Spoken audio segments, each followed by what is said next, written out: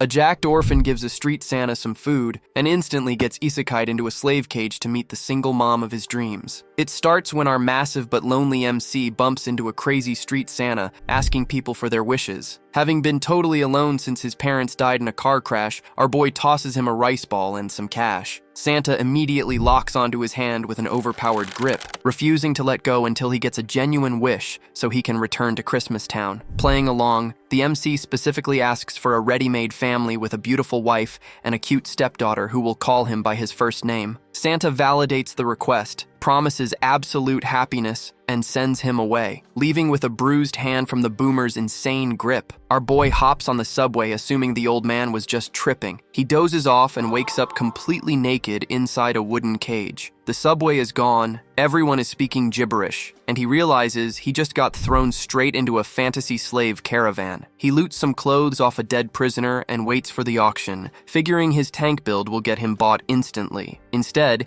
he gets completely ignored and tossed back into the cart. Hitting rock bottom, our MC grabs a rusty fork and prepares to forcefully log out of the server. But right before he hits Alt F4 on life, a gorgeous girl walks up and offers him some bread, and seeing the tiny kid right by her side, his heart stops as he realizes Santa actually delivered. Earlier that day, the woman and her daughter were at home. The little girl, right in her growing phase, eats a lot, and treating her like a toddler bodybuilder on a bulk. The mom keeps pushing food her way because this bite-sized human is a bottomless pit. The only problem is they are dirt poor and food is incredibly scarce. The mom is starving herself just to make sure the kid stays well fed, but the little girl is pretty reasonable and insists on splitting the meal. They're interrupted by a knock at the door, bringing some major news. One of the men brought to the village is going to become her new husband, by orders from the village chief. She has to go to the square and bring food for the soldiers. Just the thought of a new husband completely terrifies this little family because her last partner loved using her face as a boxing heavy bag. It would be absolutely heartbreaking to make the little kid witness all that again,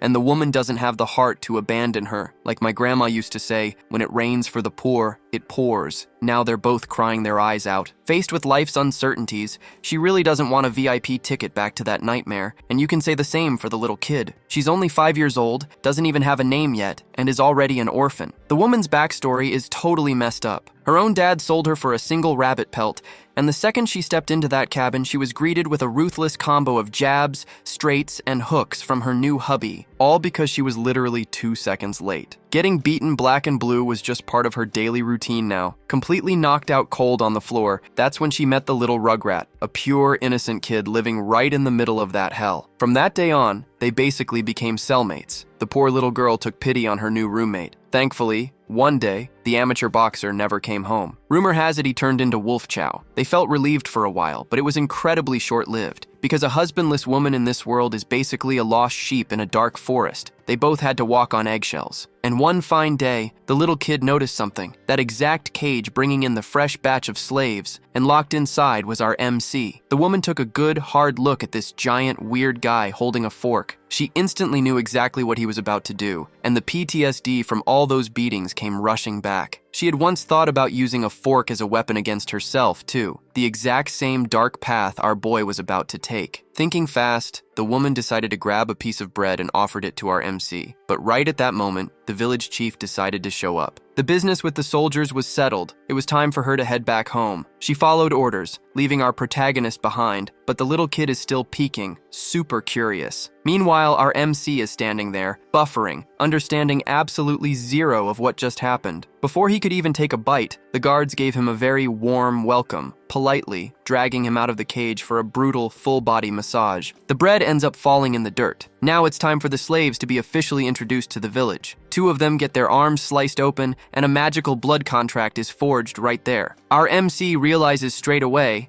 yep, that is 100% real magic. He still can't understand a lick of this weird language, but hey, at least he hasn't been cut open yet, which honestly just makes our boy even more confused. Cut back to the single mom. She gets some rations and is told her new hubby doesn't speak a word of their language yet. Nobody liked her old trash husband, but they desperately need a guardian for the mountain. The soldiers gossip that this slave might be a fallen noble, since his hands are soft and uncalloused. He definitely hasn't been punching people for a living, and since only the mountain guardian is allowed to hunt, They could actually live a decent life if they pull this off, but the single mom is still gloomy, terrified that this new giant of a man is going to be another violent abuser. Her biggest wish is just for her and the Rugrat to live in peace. Once again, someone knocks at the door, making her heart drop to her stomach. There are men waiting outside. Her Amazon Prime package just arrived. It's her new husband, which leaves her absolutely terrified. The mystery man is finally revealed, leaving the single mom completely shook, because this is the exact same guy she had offered a piece of bread to. She has never seen a human being this massive in her entire life,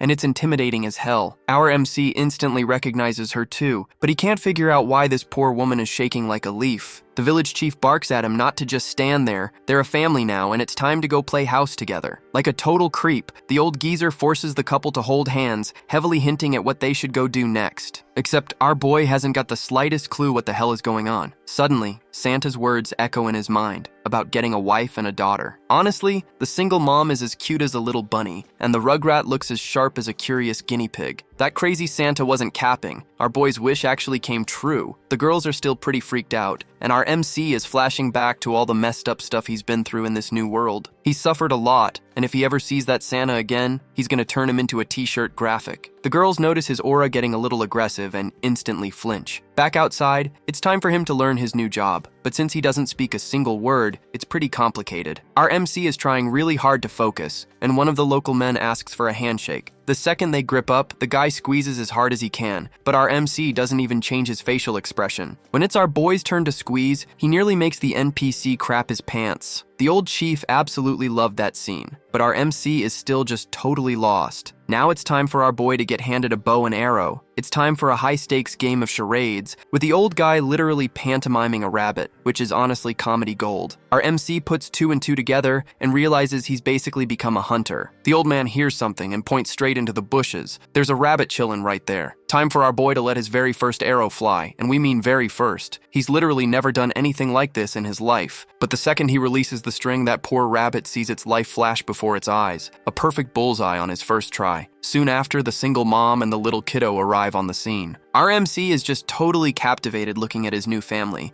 because she is a very well-drawn woman. In fact, you can literally see him blushing and getting awkward. Now it looks like they're having some sort of picnic, though everyone is just massively confused. Our boy gets handed a little soup, and while he eats, the girls watch him, kinda terrified. Our MC is trying his best to understand them, since he's never had a family like this before. This is a completely brand new experience in his life. He just really hated having to go through absolute hell to get this reward. He wants to murder Santa, but also thank him at the same time, because this right here is everything he ever dreamed of having. The next day, he heads up to the mountain, and his family is tagging along for the trip. They look completely exhausted. Since they don't speak the same language, our boy can't even offer help verbally. He needs to learn to fend for himself as fast as possible. When the MC was just a rugrat, his mom taught him that he must protect what is valuable. Some situations demand urgent action, and that's exactly what our boy is thinking right now. Without a second thought, he walks right up to the single mom. The little kid gets terrified, thinking she's about to be beaten, but so far nothing bad has happened. The woman is still extremely wary. She drops to her knees, begging not to become a punching bag again. The little kid is already hysterical, crying and leaking snot from her nose. Our MC figures he must have a really serious resting face right now. He motions for them to excuse him, scoops both of them up in his massive arms,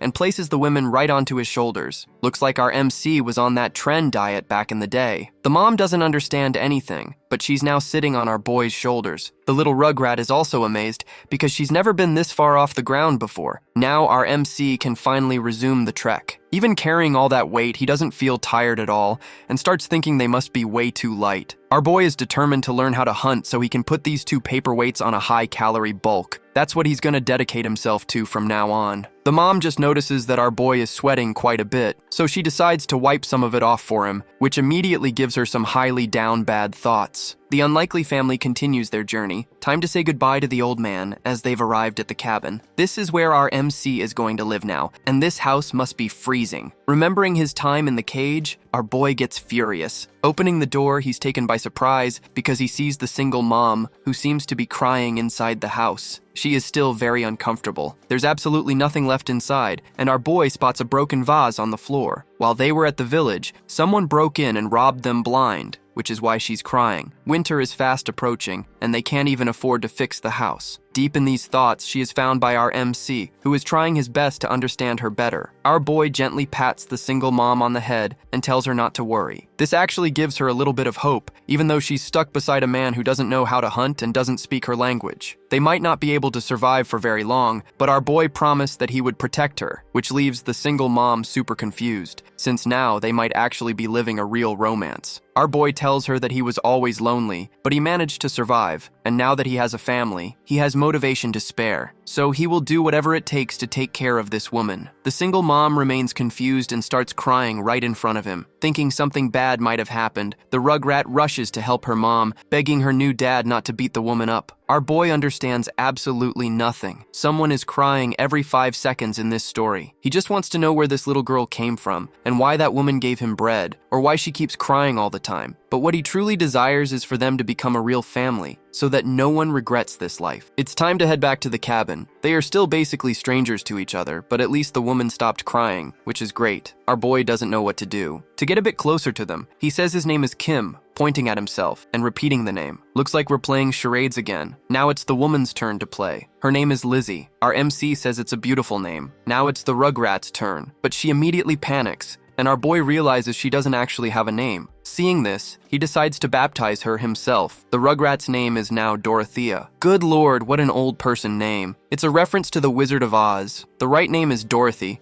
but Dorothea is just funnier. Our MC hopes this little rugrat grows up into an adorable kid, and she seems to really like her new name. With the few supplies he has, our boy goes to chop some firewood. The single mom still finds him very strange. Even though he's ridiculously strong, he hasn't tried to box her once, which is weird, and completely different from the people she's known before. And even though she doesn't understand his language, she finds his voice extremely gentle. The truth is, this poor soul has only suffered her whole life. She's never been treated with kindness, until she met our boy, who immediately notices he's being watched. So he gestures for the single mom to come closer. They lock eyes for a moment. He has very dark eyes and pitch black hair. She heard that the neighboring nation summoned a hero through a magic ritual, and it is said that this hero has dark hair and dark eyes. It's highly likely to be our MC, since he fits that part of the description perfectly. But she can't believe a hero would spawn in this godforsaken place, forgotten by the world. Now that our boy has stepped closer, the mom shrinks back a little, but she remains amazed by the physical traits of this absolute beast, who is way taller than anyone else around. Even though she just met him today, she feels both confused and relieved by him, leaving our boy pretty damn confused too. However, his mind is already made up, and it's his sheer kindness that leaves the woman even more confused,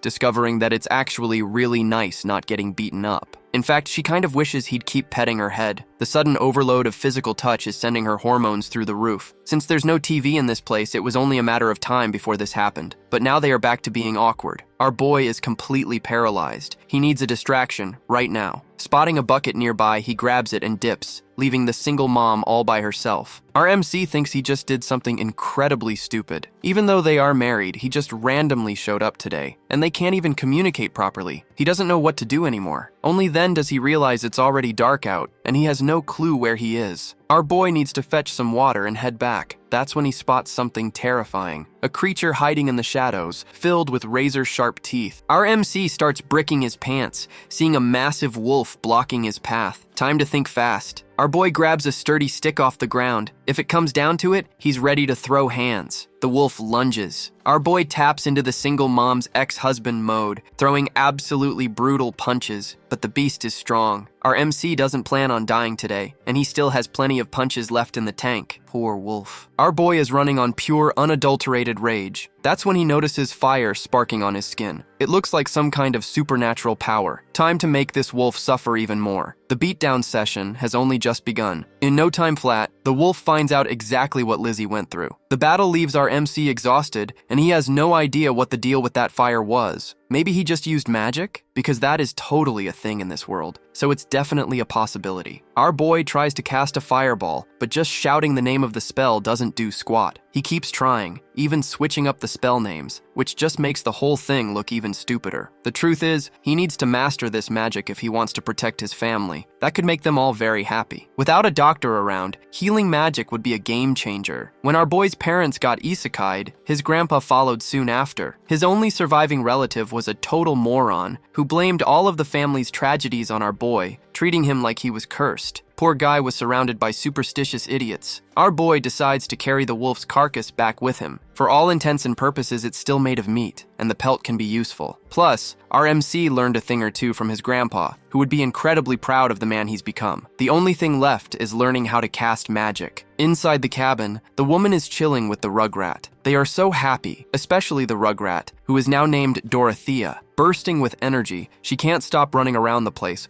always looking for something to do until she spots something creepy at the window, the head of a massive wolf. Obviously, the kid goes into full panic mode. Sensing the danger, the single mom grabs a knife ready to defend her home. But what she sees outside is actually our MC. She thought he was actively getting attacked. Everything is still super confusing to her, and overwhelmed with emotion, she realizes everything is fine. She even has to run up and hug our boy. The Rugrat is also in tears. Thank God nothing bad happened. The only one who got totally screwed here was the wolf. Hugging our boy, Lizzie says she's just so relieved he's okay, but he still understands absolutely nothing. Judging by their expressions, they must be pretty relieved. The next day, our boy goes to work on the carcass. Putting that pelt to good use is going to be huge, but it's not exactly an easy task. Kim realizes he has a lot to learn. Now it's time to process all that meat. That's when he hears the single mom's voice. She seems to be bringing him something, telling him to put the meat inside that bucket. Playing a game of charades, she tries to explain herself. Our boy just wants to thank her, so he says thank you in extreme slow motion, which actually seems to have worked. But the reality is, they still don't fully understand each other, or so it seems, because Lizzie repeats the exact same words, making the vibe between them more and more interesting. Their relationship is speedrunning to the next level. All the single mom had to do was be polite, and she continued to be treated like absolute royalty. Since they already kissed once, her mind starts wandering to other things too. It didn't take long for her to get jealous of women who may or may not even exist, overthinking our boy's past. The classic female maneuver. The work continues. The meat needs to be processed. Lizzie finds it super weird that this man is actually helping out around the house instead of beating her. She tries to ask him a question, but the language barrier is still a massive wall. This prompts our MC to just kiss her on the forehead. Once again, things get a little awkward. Even with the terrible communication, there is a massive elephant in the room, if you catch my drift. Lizzie is already blushing hard, but our MC is getting more and more comfortable, and now she's not thinking about closing her eyes anytime soon. Once again, physical contact happens. It was brief, and our boy asks where the Rugrat is, who is currently watching the whole thing from a stealthy distance, which ends up making the single mom die of embarrassment. Now the whole family is outside carrying the meat somewhere. Kim thanks the Rugrat for her help, but the little kid seems a bit off. Kim decides to call the kid by her name to see if it cheers her up, and sure enough, it works like a charm. Back at the house, it's time to treat that pelt. Kim wonders why they are doing this inside. Only then does he realize that this is deeply personal for the single mom. He doesn't know it, but this must be the beast that ate her abusive ex. The Rugrat is also super curious. She's never seen a pelt like that up close, and they are both incredibly impressed. For our boy, all that matters is that they are happy. Kim watches closely as the meat is prepped for preservation. Now they have a ton of supplies, and our boy has a lot of learning to do. That pelt must be worth some good coin, so he needs to learn the language to negotiate. He decides to head outside to put in a little more work, but is quickly stopped by his wife. She is worried, and Kim tells her he doesn't have a single scratch on him, insisting that he needs to keep working. Even so, the woman remains worried. In the forest, he walks up to a really massive tree, which should be the perfect material for firewood. Kim has never done this before, but he trusts his raw strength. The problem is he's clumsy and lets the axe slip. Our boy is a total goofball. Later that day, he manages to return home with a haul of firewood. The girls are waiting,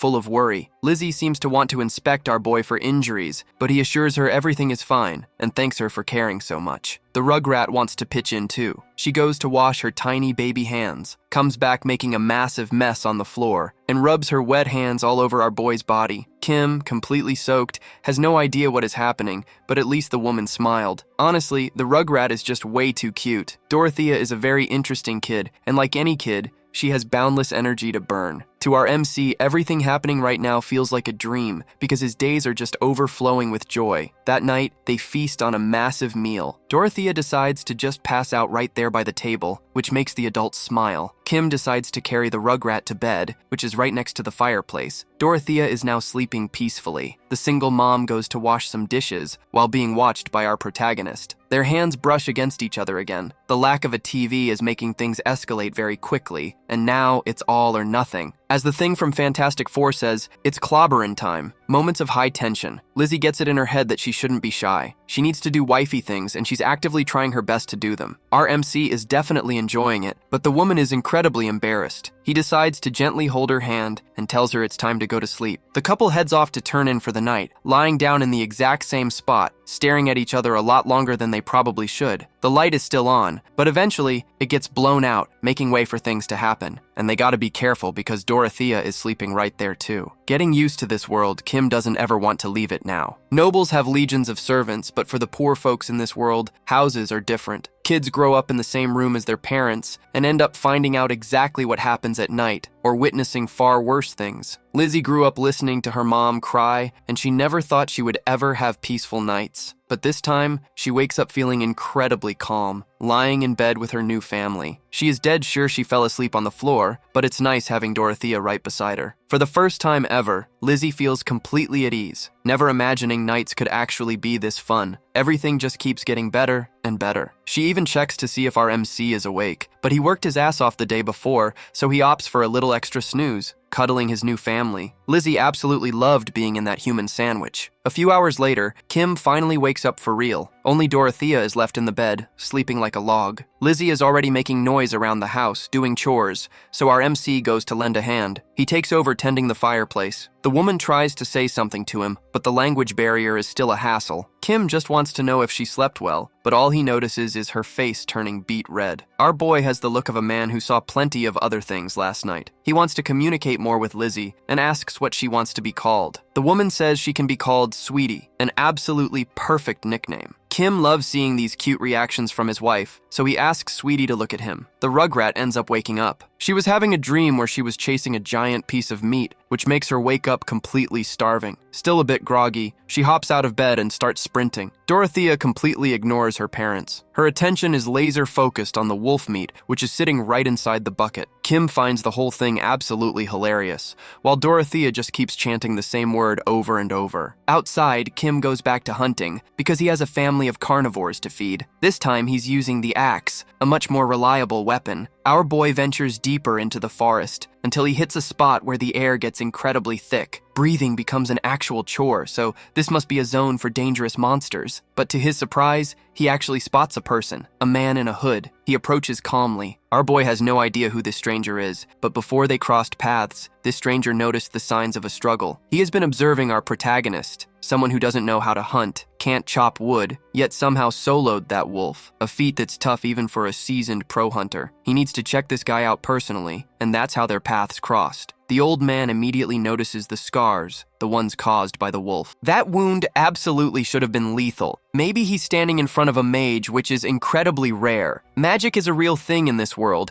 and commoners almost never encounter it. If our boy is a mage, that changes everything. This is the chance of a lifetime for the old geezer to finally execute his personal revenge arc. Our MC is still trying to process this random encounter. Flashback to the old man's life. Starting when he was young, he had to serve in the war for a certain period of time. Those who succeed can get cozy with the nobles. He became an independent hunter and went to work as a lumberjack in a village. But life was anything but easy. He had to venture deeper and deeper into the mountain, without realizing why people avoided that place like the plague. To work for a noble, you have to be physically uncompromised. And one fine day, he stumbled upon monsters in the forest. Goblins kidnap women so they can give birth to their spawn. Now, the old man's life is in serious danger. That day, he swore absolute vengeance against those creatures and lived with that burning grudge for decades. Survival was mandatory, because one day he was going to burn it all down. Finally, he meets our protagonist, who literally looks like a giant and possesses insane health regen abilities, with the potential to become stronger than any monster out there. Right now, the creatures are nesting in the heart of the mountain. Before they strike again, the old man wants to forge our boy into the ultimate hunter. He just needs to approach him the right way, and once they make a magic contract, our boy will be bound to it. Our boy greets him in his own language, and the old man declares he will teach him everything he knows, because he is absolutely certain this guy will become a legendary hunter. The next day, our boy wakes up feeling refreshed. The old man is already waiting outside the house. Kim is still a bit on edge, mostly worried about the girls, so he keeps his guard up around the old geezer, who, so far, just seems like a normal dude. But his smile reminds Kim of people from his past life, specifically his old boss. Kim knows he needs to learn, so he accepts the old man's company. He promises he'll be back home soon. His wife packed him a bento box for the trip. She is seriously just way too cute, and the rugrat is also hovering, full of curiosity. Dorothea really doesn't want her dad to leave the house. Lizzie reminds our boy about his lunchbox, the most crucial item for whenever he leaves the house. These little details just make his family feel even more awesome. Now it's time to hit the road. Slowly but surely, our boy is learning how to communicate, telling them he'd be back shortly. Dorothea echoes the exact same words, and our boy reassures her that he'll be back soon. But honestly, leaving the house feels incredibly heavy because our boy is leaving behind such a beautiful family. Hitting the trail, it's time to learn how to actually hunt. They trek for a long time until they finally stop, and the old man starts dropping some wisdom. He seems to instruct our boy to step on the ground more carefully. The old man walks without leaving a single trace, and this leaves our MC totally mind-blown. Seriously, this old dude is incredibly mysterious. It looks like some hidden martial artist technique. Immediately, our boy tries to mimic the geezer, but it's definitely not an easy task. Noticing his sheer dedication, the old man gets fired up. Our boy starts learning the ins and outs of that mountain, even starting to grasp its geography. During a quick breather, the old man grabs a bite to eat, and our boy is super hyped to crack open his lunchbox. The smell of that meal is absolutely mouth-watering, but the old man tells him not to open it just yet, then starts gesturing wildly toward the horizon. Kim realizes that smell was instantly picked up by wild animals. Now our boy is going to have to wait a little longer. Finally, they arrive at the place where the old man lives, and inside, there is a massively oversized bow. The shape of it is also pretty unconventional, and Kim can't fathom how a bow like that could even be functional. Handing one to our boy, the old man motions for him to follow. Our boy figures it must be insanely hard to wield that thing. But to his absolute surprise, the old man uses it effortlessly, showing complete and total mastery over the weapon, landing arrows with terrifying precision. Now it's our boy's turn to give it a shot. The old man corrects his posture, being incredibly meticulous with his instruction. Kim needs to stay dialed in and fully focused. All of this just to become a much better hunter, since that is our protagonist's true motivation, to become a man fully capable of providing for his family. Back at our boy's house, the rugrat is humming to herself, super happy. She ate so much meat that her belly is completely stuffed. Lizzie finds the kid's behavior absolutely hilarious. Ever since our protagonist showed up, the rugrat has been way more cheerful. The truth is, both of them have started smiling a whole lot more, and the tiny kid is just counting down the minutes until she can eat again. These two don't actually share a drop of blood, which makes the rugrat anxious, constantly worried she might get abandoned. Thoughts like that cross her little mind way too often. After taking a solid nap, Dorothea wakes up, realizing she is completely alone in the room. She is deathly afraid of being deemed useless, since she heard so much toxic garbage from that despicable man. Because she loves to eat, the girl goes to check on the meat, and breathes a sigh of relief seeing her precious ingredient is perfectly fine. Only then does she start hearing weird noises coming from outside. Carefully, she goes to investigate, until she spots some men, some of the scumbags who used to beat up her old dad, who in turn took it out on them. Deeply worried, the rugrat starts fearing for Lizzie. Those men are harassing the woman, demanding to know where the meat is, and calling her a thief, even though our boy hunted that wolf fair and square. They are truly absolute scum, and they are fully prepared to rob her of everything she owns. Sadly, the woman can't do a damn thing about it. Barging inside, they start tossing the place, and they spot the wolf pelt. A pelt that size must be worth a small fortune. Now they're gonna grab anything of value in there. Dorothea is hiding under the bed, terrified of what might happen next. Lizzie decides to defend the wolf pelt, because it doesn't belong to these filthy punks. The mob characters are getting way too cocky, completely disrespecting the woman, and there isn't much she can do right now. After being thrown to the floor, she ends up locking eyes with Dorothea. They are both in a terrible position. The little girl always pretended nothing was happening. Suffering was just part of her daily life, and these thugs are utterly despicable people. Things could go from bad to worse in the blink of an eye. They decide they're just going to take the woman with them, threatening to burn the cabin to the ground if she snitches to our protagonist. Looks like something truly awful is about to go down. Dorothea starts sensing the impending doom. She might be about to lose her mother figure. Being just a little rugrat, there isn't much she can do besides cry, so she starts screaming for our protagonist because those punks just dragged Lizzie away. At the end of the day, Kim is dead tired from training and decides to thank the old man for the lessons. As he nears the house, he gets completely spooked because he can clearly hear Dorothea bawling her eyes out. something definitely went down, which instantly fills our boy with absolute rage. Not too far away are those exact same thugs, and our MC is fully ready to harvest some souls. One of the thugs spots him approaching, which does absolutely nothing, because he's already lost half his teeth. The other two are completely paralyzed with fear. Kim is ready to beat the living crap out of everyone. He simply turned on full JoJo mode. Another one tries to cheap shot our boy, but that just makes it easier for him to get caught, getting slammed into the dirt like a sack of garbage. Completely gagged, the guy can't even process a reaction.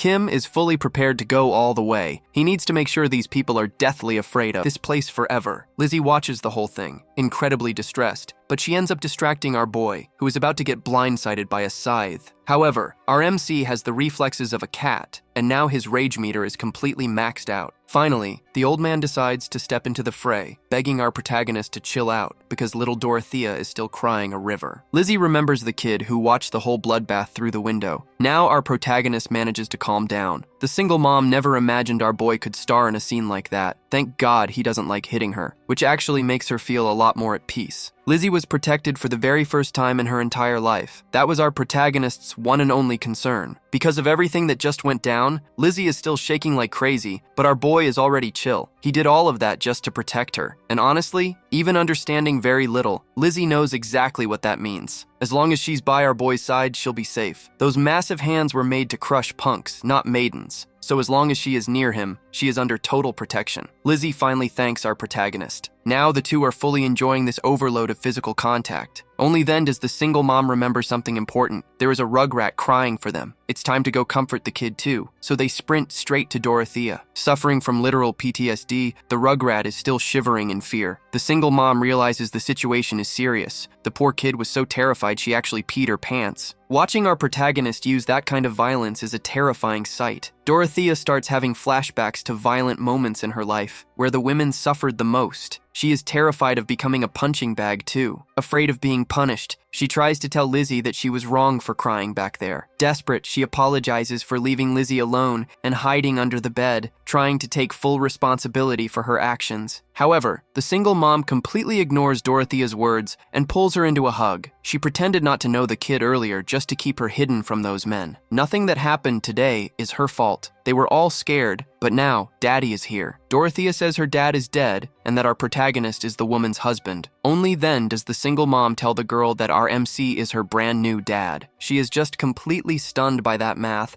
and decides to look up at our boy, still in disbelief at this massive revelation. Because the best part is the fact that he doesn't beat them, even though he has more than enough stats for that kind of thing. Dorothea is still deep in thought, so she calls out to her dad through the window, unable to believe that this absolute unit of violence is her dad. And now he isn't going to hit her, he's going to protect her. Not to mention he is super gentle, and even gave the kid a name. This is just undeniably awesome. The little girl can't stop calling for her dad, managing to throw her arms around him, bursting with joy. Kim has no idea what words those are, but he seems to fully grasp the meaning. Only then does he catch a weird smell and feels the kid's wet clothes, realizing exactly what happened. Dorothea is glowing so much with joy that he decides not to bring it up. The single mom decides to join the huddle too, turning it into a massive group hug. It didn't take long for Dorothea to remember the meat. Simply put, it is her biggest priority in this place. She weaves right past the unconscious bodies of the defeated thugs, finally reaching the bucket completely loaded with meat. The little girl tries to drag it away but ends up losing her balance. Her parents notice something bad might happen, however, Dorothea is still filled with pure determination. Using 100% of her hidden power, she manages to lift the bucket. Kim is seriously impressed by the obsession of this tiny carnivore. To prevent her from hurting herself, he decides to just take the bucket from her hands, seeing that he just became her personal superhero thanks to his absurd strength. It's time to head inside. Hanging out in the yard is too dangerous right now. The kid is the first one to run in, and our MC breathes a massive sigh of relief. It's time for him to interact with those thugs. Kim is still debating whether he should just bury them right there in the backyard. However, the old man steps in and stops him from doing that. Being the voice of reason,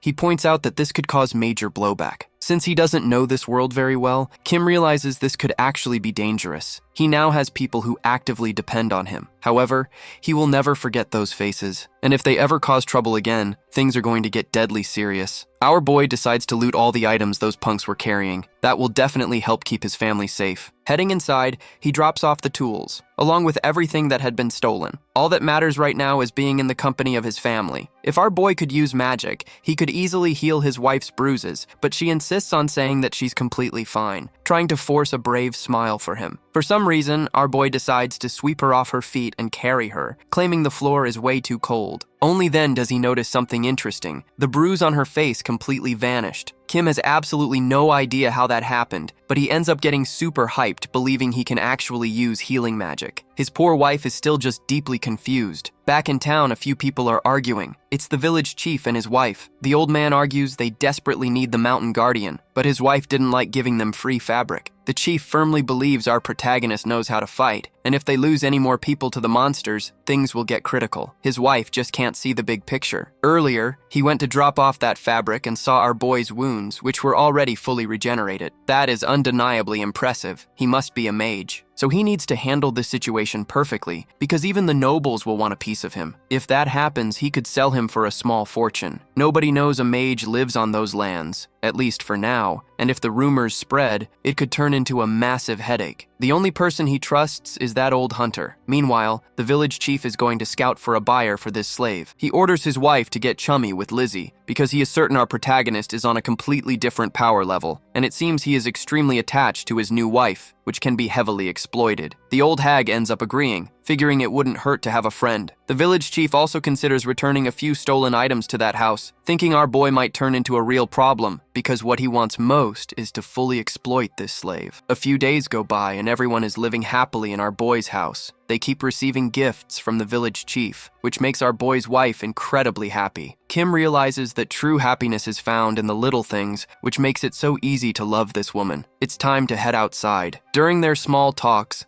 Lizzie tries her best to teach our boy the language. They finally say their goodbyes. Today, they are going rabbit hunting. Our boy hopes to bag a few, especially for Dorothea, who is hopelessly addicted to meat. Kim just isn't 100% sure he'll be able to kill a creature. It might be tough, but if he wants to survive, it's mandatory. The hard part is that rabbits are cute and they remind him of his wife, who is also very cute. Little does he know that a monstrous rabbit is lurking in the shadows. Back to our boy, he managed to gather a solid pile of wood and is now thinking about practicing some magic. Healing minor scratches has been a breeze, but what he really wants is to learn how to wield fire. He starts focusing hard, trying to pinpoint that energy. Time to try casting a firestorm, but screaming these spell names out loud just brings immense cringe. He also wants to summon fire so he can flex for Dorothea. That would be objectively awesome. The second he thought about that, a tiny spark popped up in his hand. Only about the size of a lighter flame, but hey, it's something. Dorothea just woke up and heads straight outside. She literally can't believe her tiny childish eyes because her dad's finger is literally on fire. Mind blown, she's already planning to run and tell her mom because that is just insanely cool. Finally, the single mom walks up and upon seeing that fire, gets totally spooked. It took her a second to realize that was produced by magic. After seeing that, she nopes right back inside. Our boy is left extremely confused by this, and now he needs to figure out how to put this fire out, but decides he'll just wait for the flame to die on its own. The second he thought that, the fire vanished. Magic is definitely pretty sick, but our boy still has no clue how to control it. He finally heads inside the cabin. Dorothea is standing right next to the meat bucket and casually informs our MC that the meat is running low. The poor kid is absolutely devastated by this news, which instantly cranks our protagonist's determination to the max. Today, he is coming home with meat. Our boy's mentor asks if he's ready. He just arrived so they can go hunting. Now our boy is officially heading out, saying goodbye to little Dorothea, and to his wife too, getting a kiss from her. Dorothea wants to get one too, which is highly adorable, but she ends up just getting a peck on the cheek. Kim can tell from the kid's breath that she's been snacking on meat constantly. The homework never stops for even a second. Kim is learning how to track animals, and the old man seems to have spotted something. They see a rabbit. For the love of God, this rabbit looks like a mugger. Just look at its face. Kim is super taken aback by this animal. It literally looks like a kangaroo. To make matters worse, it's highly aggressive, but at least it's caught in a trap. They just need to go collect the meat. It's time for our protagonist to learn how to do the obvious, using those arrows to finish off the rabbit. Kim is still feeling a bit anxious,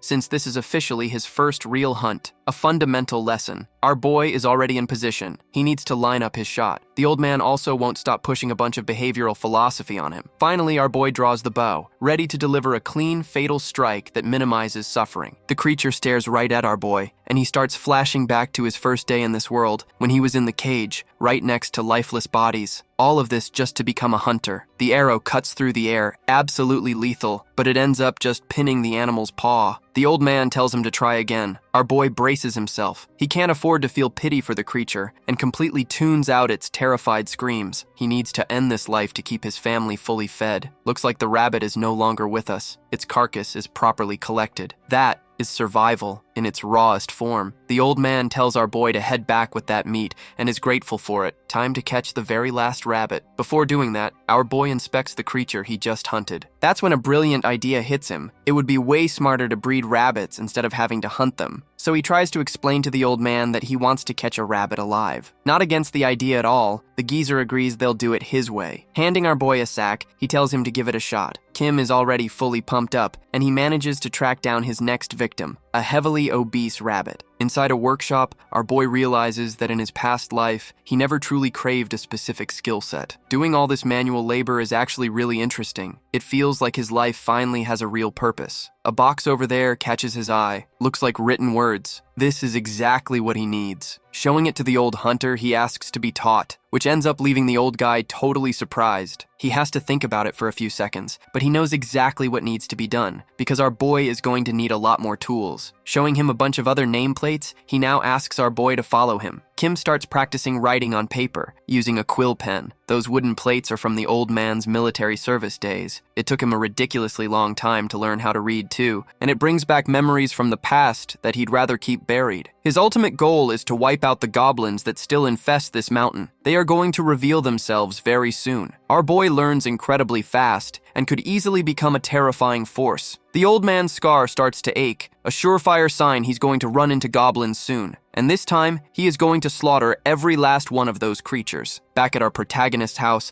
the single mom is working with fabric. Dorothea won't stop firing off repetitive questions like a proper kid. They hear the door creak open. Our protagonist has returned home. Dorothea immediately flexes the brand new clothes she's wearing, and our boy has a surprise of his own. But that sack is completely squirming. Dorothea wants to know if that's magic too. Lizzie just can't stop being amazed by this man's strength, casually carrying the kid like it's absolutely nothing. Time to crack open the sack. A pair of ears pops out from inside. The rugrat gets a little spooked, however. She quickly realizes it's just a rabbit. Lizzie warns her not to get too close, and out of the bag pops a horned rabbit. The rugrat instantly notices he's a bit weird, since rabbits don't usually rock horns. It doesn't take long for Dorothea to get totally mesmerized by how cute this animal is, but her mom is still on edge. She has no idea how to interact with this rabbit, and she is extremely jumpy, but she manages to scoop the creature up with ease, checking it out, deeply impressed. Only then does she notice the rabbit seems to be injured. Dorothea is instantly worried sick, and with literal tears in her eyes, tells her dad. Kim knows exactly what needs to be done. It's time to take the creature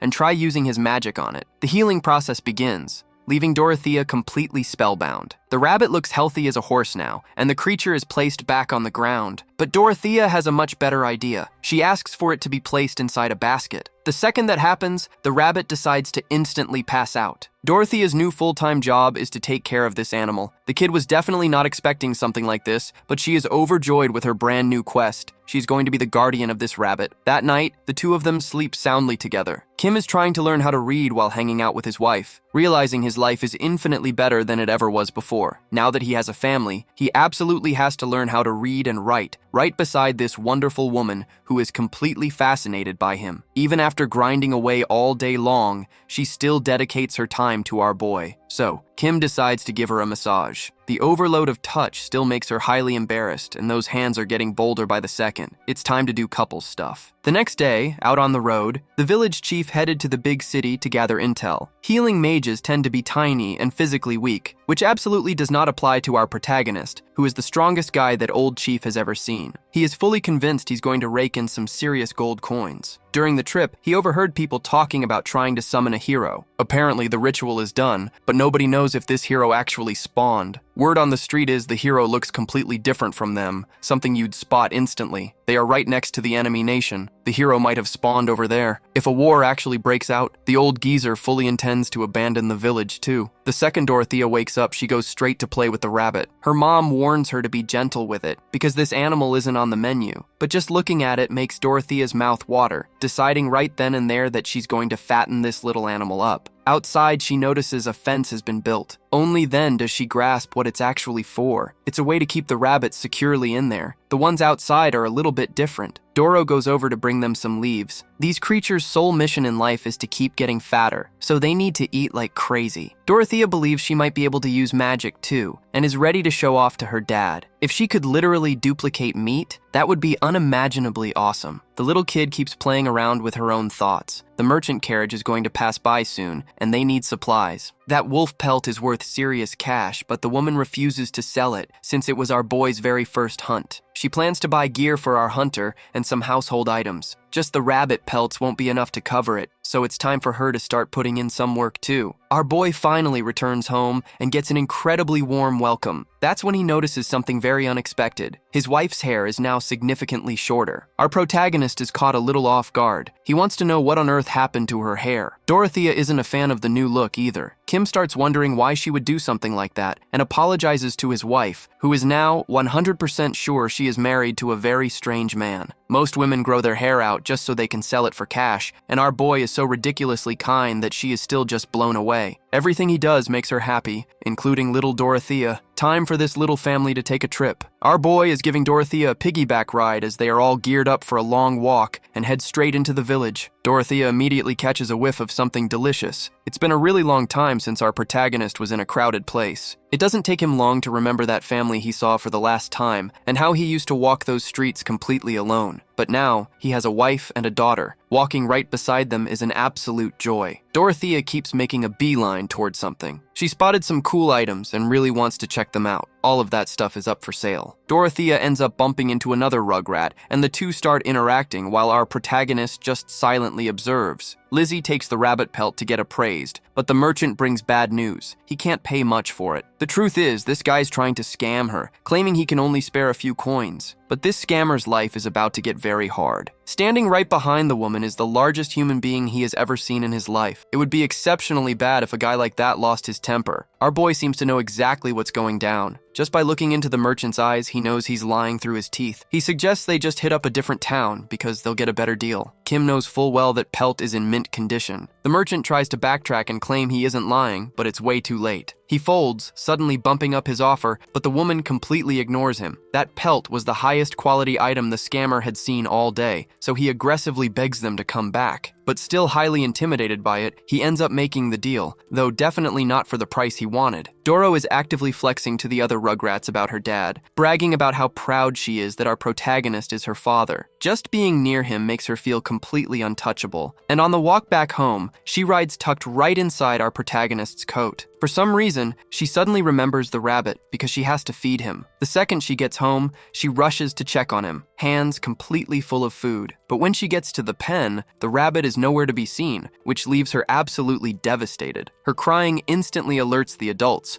who quickly realize the rabbits are gone. Our protagonist inspects the inside of the house and goes to comfort the kid. The women are straight up crying over this. Kim finds all these emotions super weird. It was literally just a rabbit that ran away, which makes him find the whole situation kinda hilarious. Dorothea is still super bummed out, but our boy is just happy because he has a family. At night in the forest, the old hunter is putting in work, finally tracking down exactly what he was looking for. The creatures are pure evil, and the old man has to physically restrain himself from attacking right now, because that would be a catastrophically stupid move. If even one of those creatures breaks out of control, the village will get raided. The real danger with them is that they are never alone, and they reproduce at an alarming rate too, which is exactly why they need to be exterminated. Our protagonist is going to be the key to this entire mission. The old man has zero choice but to drag our boy into this mess. Lizzie wakes up again, feeling incredibly happy, seeing that her husband is already on the grind. In the storage room, several rabbits are already being prepped. She wants to know if our protagonist went hunting again,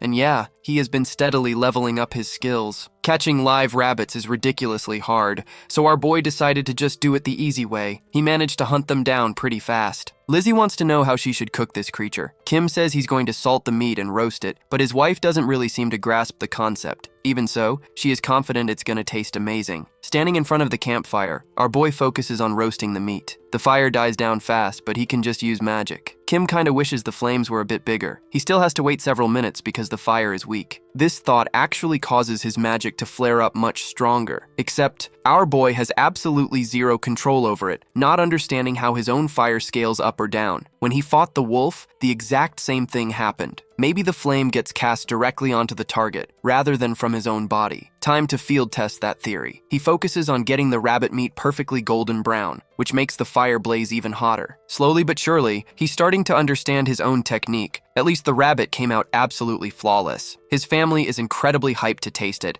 and Kim serves up a few pieces for them. Dorothea is already completely losing her mind, and honestly, the roast is absolute perfection. Kim loves seeing his family eat because it fills him with joy. Using fire is actually super easy now. If unleashed on a living creature, the results could be terrifying. Now he can actually protect his family with maximum efficiency. Maybe he actually got this cheat skill from Santa. He even toys with the idea of building a shrine for the guy. That's when he hears from inside the house that the rabbit woke up. Dorothea is already giving him the grand tour of the house, the kitchen, where they cook rabbits, and the walls that keep the house safe. Now he is being introduced to the kid's mom, which is a huge deal. That's exactly when our protagonist walks in, getting formally introduced to the horned rabbit. The little girl declares that the rabbit is also named Dorothea, which leaves our protagonist visibly confused. It's up to his wife to step in and explain, and for some reason our boy thinks he knows what happened. After multiple attempts, he finally put a baby in her belly. Lizzie gets super flustered and says there is no baby whatsoever. Looks like our protagonist just had a major false alarm. Dorothea doesn't understand why her dad suddenly dropped to his knees, and our boy decides he's going to spend way more time with her before having another kid,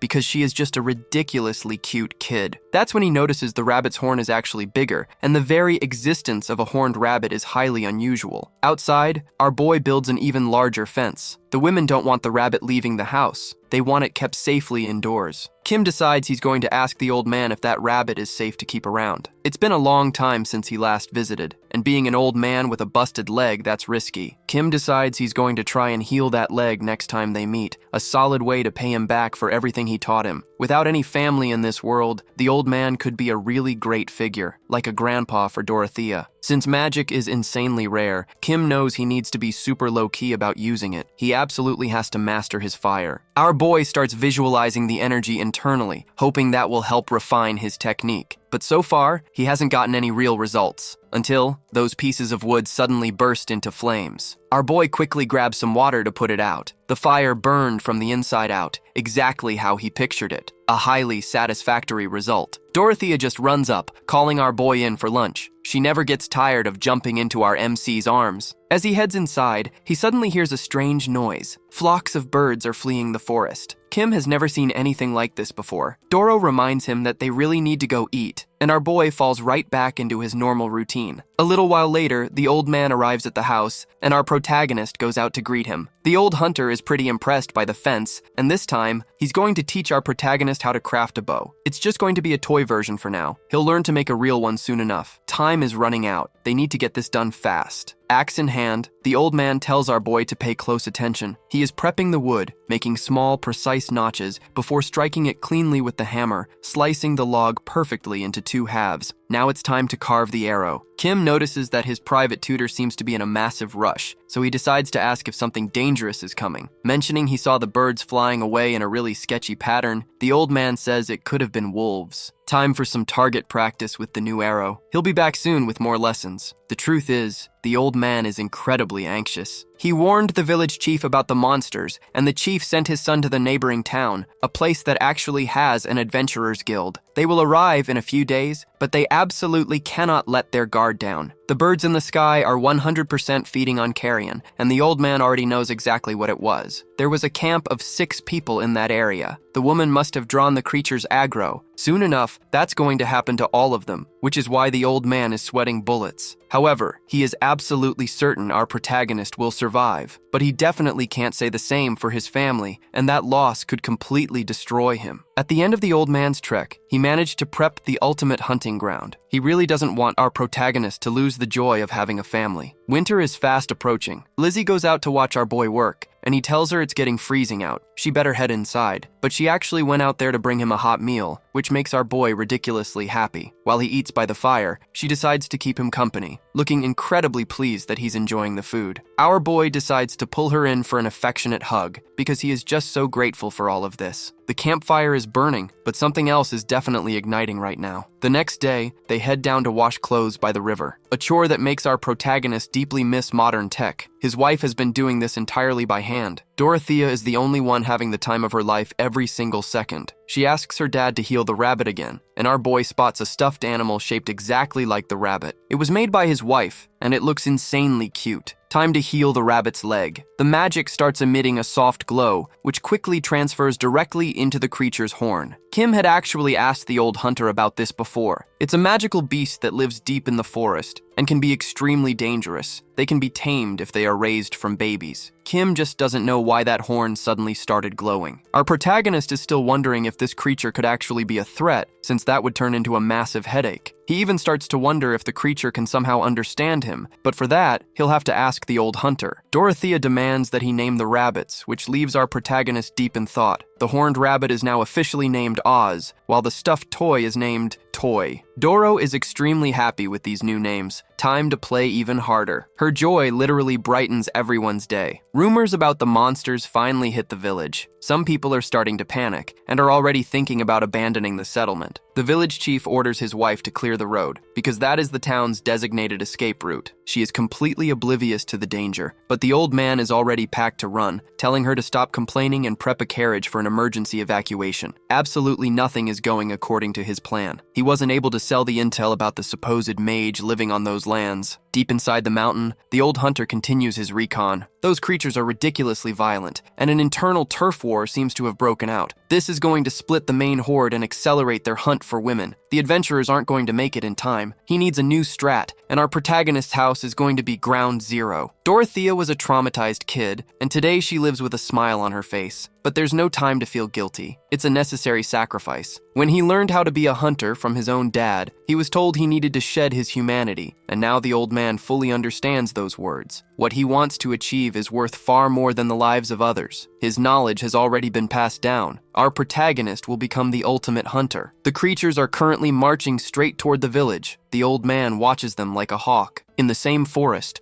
our protagonist continues his hunt. Taking the lives of rabbits is getting easier and easier. He is fully adapted. Only then does he realize he's never actually been to this part of the woods, and there are still a few hours of daylight left. Kim decides to take an alternate route home, cutting through a much darker section. It doesn't take long for him to hit the new trail. There are zero signs of human life out here. Kim gets spooked seeing an animal suddenly bolt. That deer has a ton of meat on it. He absolutely cannot let it get away like that. His bow is already drawn. Our boy locks in. He tries to sprint, but ends up tripping hard over a root. Kim still has a lot of leveling up to do. Now that he's face first in the dirt, he spots several footprints, and they are 100% not human. The tracks are completely fresh. Our boy decides to follow them. Somewhere else in the forest, the old man is running for his life. The creatures are directly on his tail. He actually used a scent bait to pull their aggro, and he keeps tossing the powder along the trail, making the creatures even more bloodthirsty. The plan is to make sure they absolutely do not stop chasing him. Our boy is still tracking the footprints, and is starting to get highly anxious and incredibly uneasy. He finally pieces together what is happening. That trail leads to a place he knows extremely well. Even not knowing exactly who these footprints belong to, Kim hits top speed. His house is in danger, and he's praying to God nothing bad has happened. Losing his family is something he simply will not allow. That would be an absolute worst-case scenario. Dorothea is waiting for her dad to come home so they can eat. Oz starts getting fussy in her arms but gets stuffed right back into the backpack. Stepping outside, Dorothea announces she's going to wait for her dad. Lizzie just tells her to be very careful. The girl is inches away from stepping out the gate. When she reaches the door,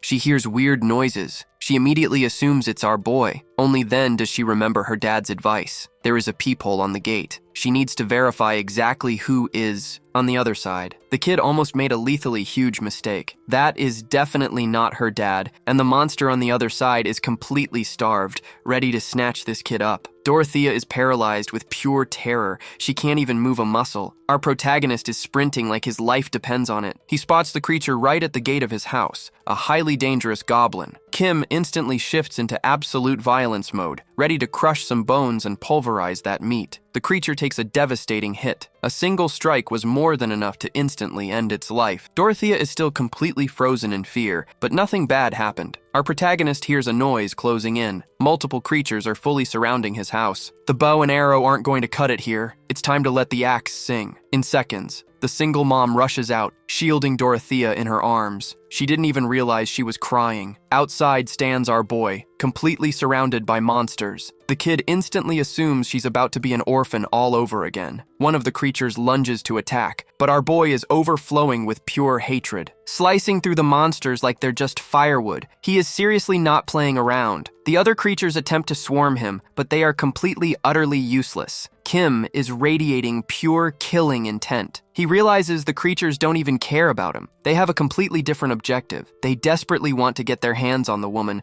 which sends our protagonist into an absolute blind rage. It's time to get a hell of a lot more cruel and turn every single one of them into ashes. The fire rips through the creatures with devastating force. They even try to launch a sneak attack, but our boy is simply brutal. Dripping with sweat from the brawl, Kim notices some of the monsters are attempting to vault the fence. Lizzie orders the kid to get inside the house. She's going to try and hold the line against these things, and one of them is already way too close. Lizzie screams at Dorothea to get inside right now. Her only option is to try and defend herself, and all she's holding is an improvised spear. Using that tool, she actually manages to pierce one of the monsters, but the wound doesn't look fatal at all, which leaves her in an incredibly bad spot. Dorothea is still completely frozen with fear. She physically cannot run inside the house, and she's already picturing what will happen if she loses her parents. She would be left completely alone in the world. The rabbit seems to sense that she is terrified and immediately jumps straight out of the backpack. This is a magical beast, and it looks like it knows a thing or two about violence as well. Without a second of hesitation, the rabbit smashes right into the creature's face and starts relentlessly biting it with its teeth. Looks like Dot is officially a Pokemon master. Our protagonist sees the rabbit throwing hands too, which only spikes his anxiety even higher. Time to make the axe fly, and the poor soul who tried to vault the fence is now on a one-way trip to hell. Oz successfully fulfilled its duty as a Pokemon. Dorothea actually gains a massive confidence boost from this and spots another creature trying to climb the fence. It's time to give the rabbit some commands. The two are completely perfectly synced right now, and Oz launches itself into the air once again. The minutes were brief, and the combat has finally concluded. Lizzie is incredibly worried about her husband, but thank God everyone is still breathing. Kim is still massively pumped with adrenaline and can barely even speak. Dorothea is also heavily shaken by everything that just happened. Breathing a sigh of relief, Kim realizes his family is still intact, but this zone is completely dangerous. He cannot drop his guard for even a split second, and at night, these creatures might get even more aggressive. For now, his only option is to hold the line in that little fortress.